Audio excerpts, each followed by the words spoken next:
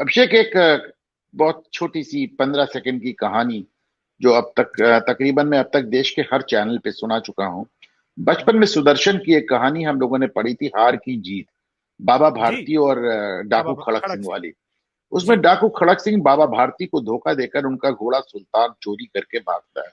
बाबा भागता है। भारती उससे कहते हैं कि ठीक है, तुम घोड़ा रख लो, लेकिन इस किस्से का जिक्र किसी से मत करना। तो खड़क सिंह उनसे पूछता है कि आपको इसमें क्या एतराज है, मैंने तो चोरी की है और आप कह रहे छुपाओ।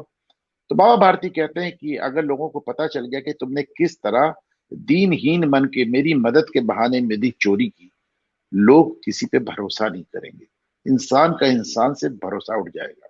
ये वो कहानी है, और जाहिर है वो साहित्य की कहानी थी। सुदर्शन उसमें लिखते हैं कि किस तरह बाबा खड़क सिंह इस बात से इतना ज्यादा द्रवित हुआ कि उसने रात को जाके बाबा भारती का घोड़ा लौटा दिया। लेकिन केजरीवाल, जिनके लिए द्रवित। मैं इसलिए द्रवित अभी तो क्या होंगे, लेकिन केजरीवाल जिनके लिए आपने अभी मुझे कहा केजरीवाल एक्सपर्ट, और मैं केजरीवाल से जिसलिए नाराज रहता हूं, उसका सबसे बड़ा कारण यही है अभिषेक, कि उन्होंने आदमी का आदमी से भरोसा उठा दिया। मैं वो शख्स हूं जिसने कभी किसी के पॉलिटिकल पार्टी के लिए कैंपेन नहीं किया, कभी किसी को किसी के लिए रूटिंग नहीं की, कभी किसी को चंदा नहीं दिया। मैं अपनी जिंदगी में 25 साल के पत्रकारिता जीवन में अपने आप को एक निष्पक्ष मान के चलता रहा और वैसे ही एक्ट करता रहा। लेकिन मैंने इनको 11 महीने अपनी गाड़ी कमाई से चंदा दिया अभिषेक। और मैंने भी दिया ऐसे था, में, इसलिए मैंने बोला। हाँ, हाँ, मेरे तमाम दोस्त मुझे ताना देते हैं और वगैरह वगैरह। और ऐसे में जब